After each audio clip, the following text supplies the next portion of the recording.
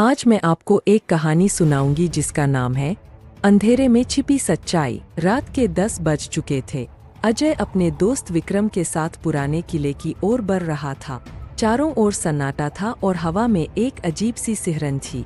विक्रम ने थोड़ी हिचकिचाहट के साथ पूछा, क्या तुझे यकीन है कि यहाँ सच में कुछ है? अजय ने उत्साह के साथ जवाब दिया। हाँ, मेरे दादाजी ने कहा था कि इस किले में एक गुप्त खजाना छिपा है। अचानक दोनों को एक धीमी सी आवाज सुनाई दी, जैसे कोई दरवाजा खुला हो। दोनों ने तुरंत रुककर चारों ओर देखा। अजय ने फुसफुसाते हुए पूछा, ये आवाज कहाँ से आई? विक्रम ने अपने मोबाइल की टॉर्च जलाई और आवाज की दिशा में बहे। शायद वहां से। उसने एक टूटे हुए दरवाजे की ओर इशारा किया। वे धीरे धीरे उस दरवाजे की ओर बढ़े। दरवाजे के पास पहुंचकर उन्होंने देखा कि भीतर एक पुरानी सीढ़ी नीचे जा रही थी। अजय ने कहा, चलो देखते हैं नीचे क्या है, और सीढ़ियों से नीचे उतरने लगा। जैसे ही वे नीचे पहुंचे, एक बड़ा सा कमरा दिखा। कमरे के बीचों बीच एक पुरानी लकड़ी की पेटी रखी थी। अजय ने उत्साहित होकर कहा, ये वही खजाना होगा। विक्रम ने पेटी का ताला तोड़ने की कोशिश की।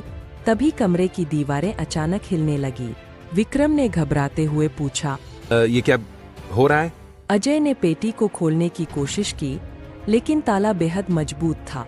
उसने विक्रम से कहा, हमें जल्दी करनी होगी। तभी कमरे की एक दीवार पर एक दरार दिखी और वहां से धुआं निकलने लगा। विक्रम ने चिल्लाए, यहाँ से जल्दी निकलो। दोनों ने पेटी छोड़कर बाहर की ओर भागना शुरू किया। जैसे ही वे सीढ़ियों पर पहुंचे, उन्होंने सुना कि पेटी का ताला टूट गया है।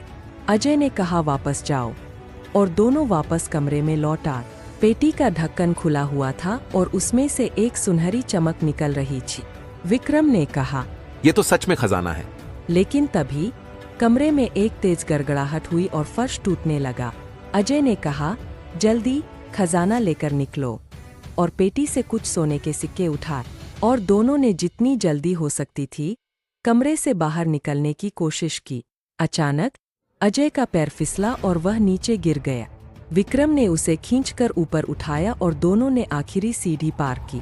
जब वे बाहर पहुंचे, किला पूरी तरह से हिल रहा था। अजय ने हांफते हुए पूछा, हमने यह कैसे किया? विक्रम ने हंसते हुए कहा, ये तो सिर्फ शुरुआत है दोस्त, असली सस्पेंस अभी बाकी है। और वे दोनों हंसते हुए खजाने के साथ अपने रास्ते पर निकल पड़े।